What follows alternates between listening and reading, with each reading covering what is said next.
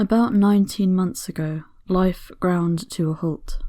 I remember one day in particular, in mid-March. I was in the final semester of my undergraduate degree. That morning, I rushed to the university library to finish and submit an essay hours before it was due, a first for me.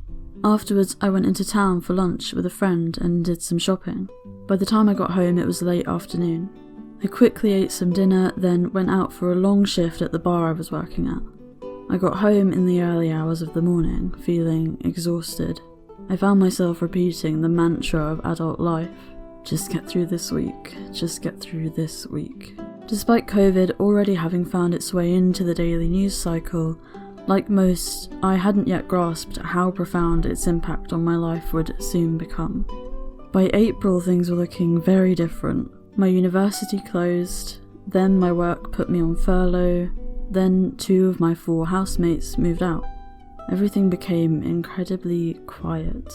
Our house wasn't only home to 5 different people, but the entirety of their lives. Family, friends, course mates, co-workers, boyfriends and girlfriends had cycled in and out with regularity, but seemingly overnight, all of that stopped. As spring crept in, it seemed almost as though the sunbeams were reclaiming the space from its human inhabitants. Even though I was still living with 2 of my friends, our lives were largely separate. One was still going into work, the other doing her job from home. The days were muted and lonely. Even as we ventured outside together for groceries and walks, explored the magical mess of forest and fields near our home, and discovered new pockets of our neighbourhood, the sizable, once buzzy student city felt stripped of life, bordering on post-apocalyptic.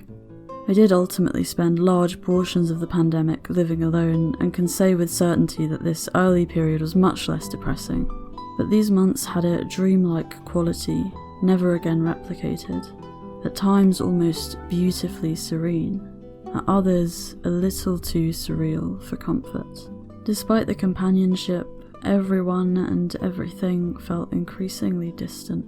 It didn't take long waking up to the same white ceiling and robotically getting ready for a day that largely consisted of sitting at my laptop to realise I needed to do something. A few weeks prior, I had gotten a ticket to see none other than Joe Hisaishi live that summer. I still had 2 Miyazaki films left to watch, and so I enlisted my housemates for the task.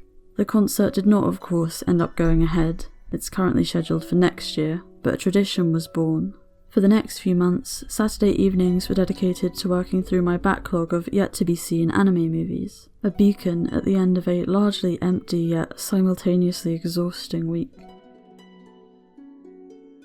For as long as I can remember, I've had a certain habit.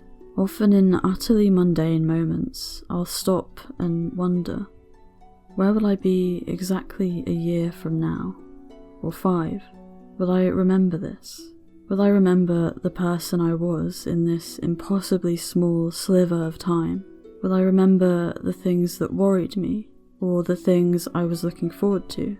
Or will everything have changed, in a million ways, too infinitesimal to detect, yet too definitive, for me to be able to quite make out the shape of anything that came before? We grow up under the crushing pressure to live out the perfect youth, constantly told this is the best time of our lives. I don't buy it. The ability to be happy and content, the skills I'm honing year on year, but the sentiment is food for thought. And what I've found is that the moments I do remember, the ones I treasure, are rarely the ones you'd expect. I wasn't about to complain about my circumstances compared to so many others, but as mentioned, these were my final months as an undergrad. I'd recently found out that I'd gotten onto my first choice master's course. A wonderful surprise, but a surprise all the same. It meant I'd be moving across the country. I'd already said a premature goodbye to some friends when the pandemic took hold. Wasn't even afforded that for others. We'd had so many plans for that final summer. Perhaps they weren't to be, but I still had those warm Saturday evenings. It was on one of the very last nights, towards the end of our tenancy, late into June, in the midst of the monumental task of packing up the house we'd lived in for 2 years, and finally with a slightly more lively living room again, that I put on Mirai. My baby go, cute, cute,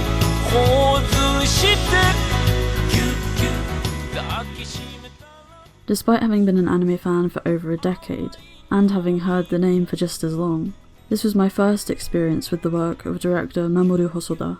Mirai was, at the time, Hosoda's most recent project, released in 2018. Having now seen all his films, save for the new Bell, it remains my favourite. The premise is as simple as they come.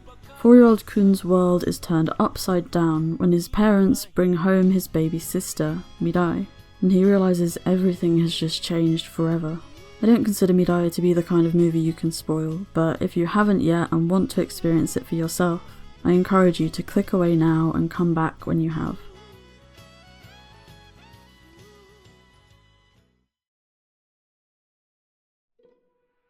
Hosoda is known for his depictions of family life, by no means romanticised, but still pleasingly polished in delivery. From the outset, Mirai subtly distinguishes itself with a hint of the authenticity that will become its defining feature.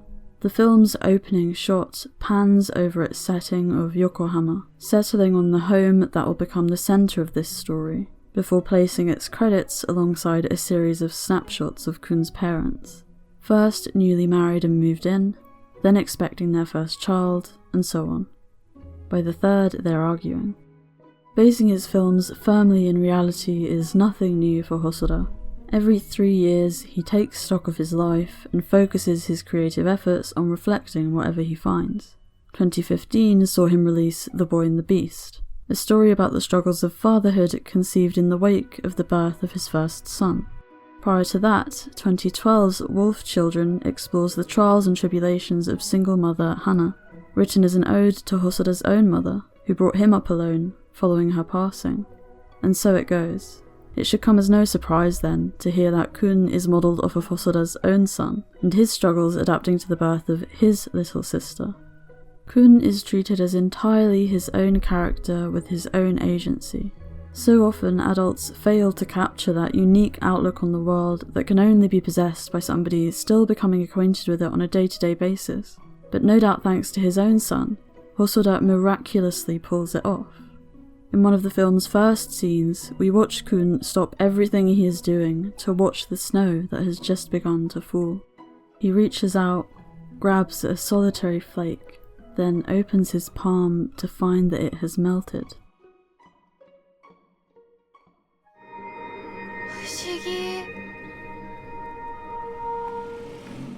Fushigi is a word used to express a kind of wonder at something, such as the wonder of a child still learning about the world that they live in. Later, Kun uses the same word to express how he feels about meeting his newborn sister.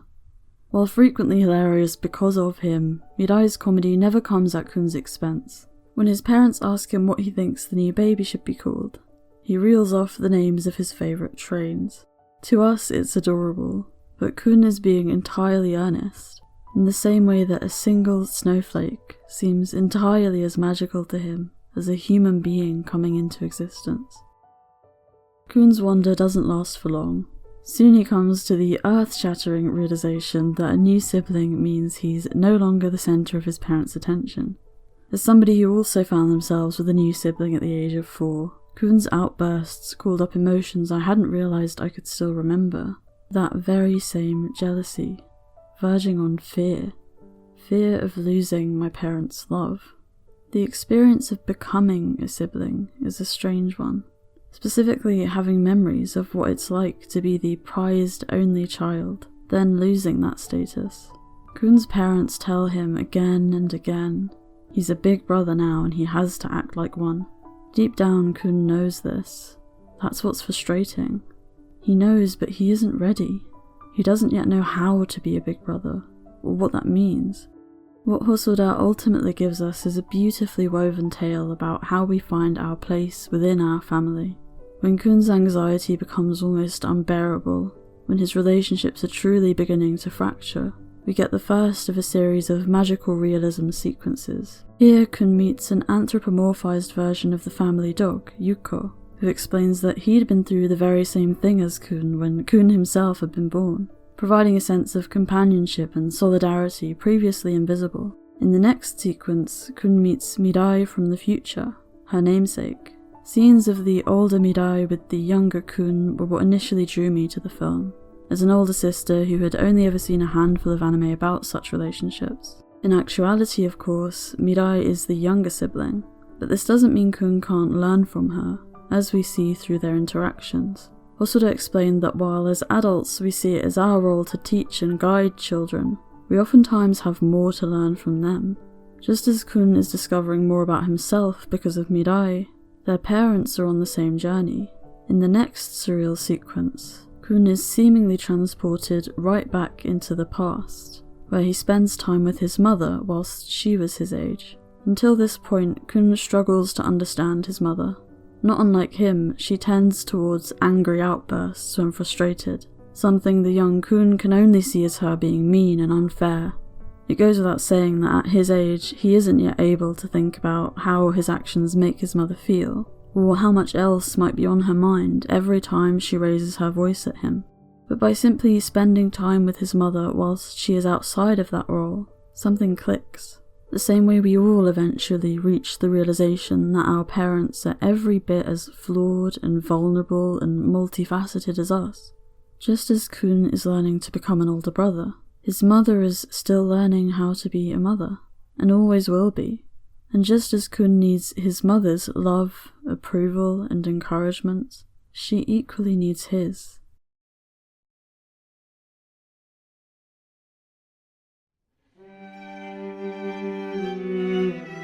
Mirai's depiction of family life is as candid as they come. We can glean through Kun's parents' conversations that his mother feels she was somewhat abandoned following his birth, left to do everything whilst his father threw himself into his work.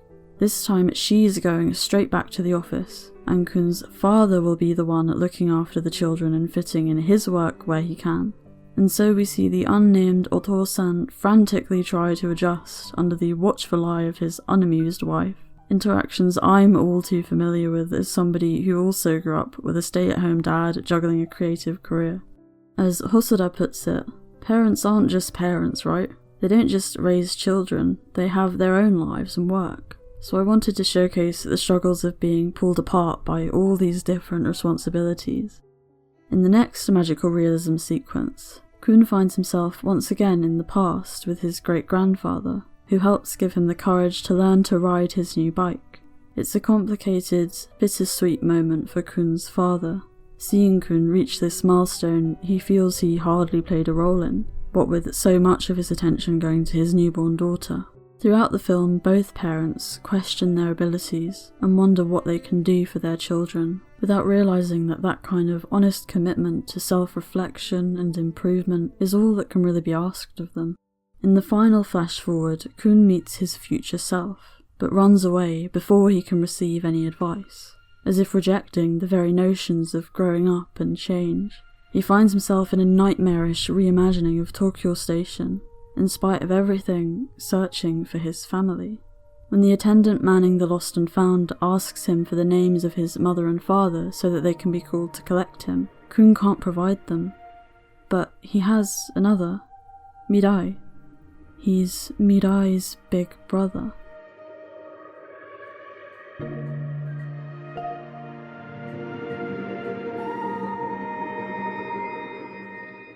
In the film's climactic sequence, as Kun is whisked by his sister back to his present, they traverse the tapestry of their family history, the tens and hundreds of stories woven into their own, many as good as legend, yet an intrinsic part of who they are. Mirai explains, it's because of all of these moments that they're here today. Photo albums appear throughout the film, yet here we see how much of our lives are defined by the moments that never make it into such records. For families more than anyone, it's not about the good moments or the bad ones, but that you share them all, from the second you come into the world, the way that, no matter what, you're connected because of that fact. Despite his reputation, Hosoda doesn't think of his films as family films. He describes himself as being most interested in depicting the change of children, saying, "When you try to write a story about someone, doesn't that person's family play a role in who that person is? And when you don't include that person's family, would that really mean you wrote about that person? I don't think so."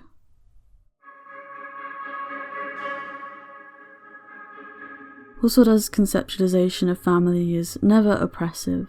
He doesn't portray it as something you're obligated to take part in, or caged by. He doesn't portray it as being defined by blood ties, and he most certainly doesn't portray an ideal. In the final scene, Kun's parents talk about whether they're better at being parents now. They reach a consensus. They're not perfect, just good, and that's enough. Of course, it might take their children time to understand that, and that's okay too. The second time I watched Mirai came about 2 months after the first. I was home for the summer, staying with my parents where they lived in France, whilst I waited for my next tenancy to begin. I asked if, in the nights before I left, we could all watch a film together. This isn't something my family usually does, and it was a lot of work making it happen. A few dates fell through, and when it finally got to the night in question, maybe a day or two before my flight back to the UK, it looked like it wasn't going to work out. It was getting close to midnight, my parents still weren't home, and I found myself sitting alone in our living room, feeling a lot of complicated things. My relationship with my parents had been fraught for a long time at this point, and instances like this felt like an olive branch being thrown back in my face. By the time they finally made an appearance, I wanted nothing less than to have to sit with them for 100 minutes. When I was watching films with my housemates earlier that summer, week on week, I had the perhaps belated realization that our experience with media is entirely shaped by, well, our experience with it. I knew this, and yet hadn't fully understood it, until I thought about the fact that I would always remember each of these works alongside the context within which they were viewed. Mirai, for example, wasn't just a wonderful film. It was a reminder of time spent with friends, when that very thing had become a commodity. It was one of those days where I wondered to myself whether I'd remember that happiness. I do.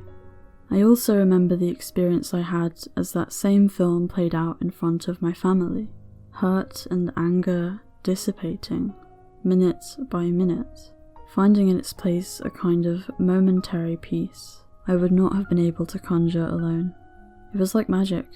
I've seen films that have made me laugh until my sides ached, and films that have made me cry until my eyes were burning, but none that had lessened the weight of the baggage I'd brought in, not quite in the way Mirai did that night.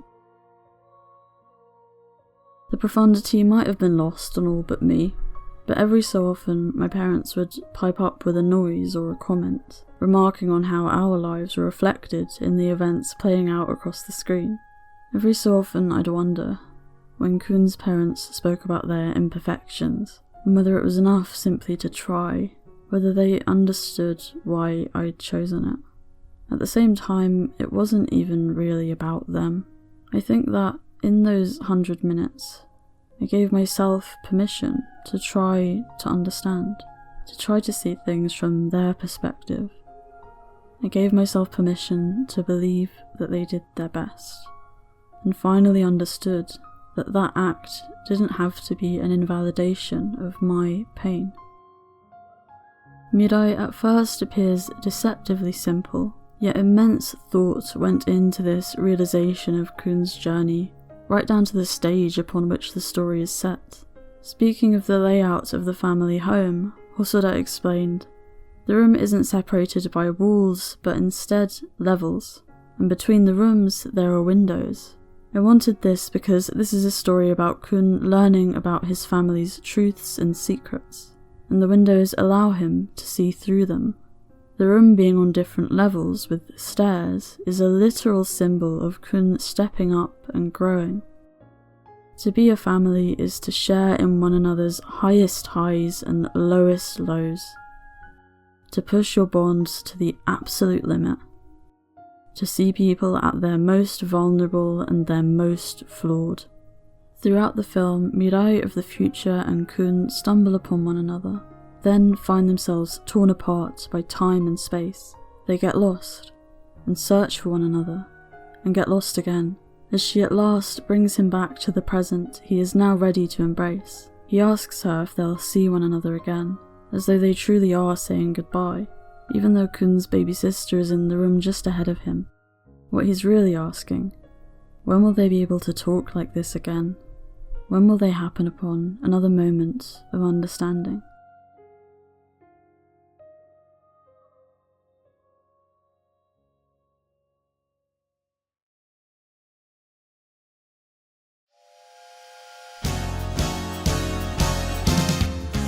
Mirai is, in many ways, about the moments in which we truly connect with one another, and their intrinsically ephemeral quality. The moments where, for every bitter fight, we share a joke, or a hug, or simply enjoy one another's company. The moments that can, at times, for families especially, be difficult to come by, or even to remember existed at all. Mirai allowed me to create new memories, memories that can only exist because of the times at which I watched it and the people I watched it with, collections of moments I won't forget. But it also gave me a space to remember moments from my own childhood, the moments of peace and strife, joy and pain, right alongside one another, neither a negation of the other. Hosoda reminded me of the beauty in that complexity, the big and small ways in which I influence and have been influenced by all those who have come before and will come after me, the wondrousness of the fact that we are born into this world already with connections that span hundreds, if not thousands of lifetimes, and a million moments to make us who we are, past, present, and future.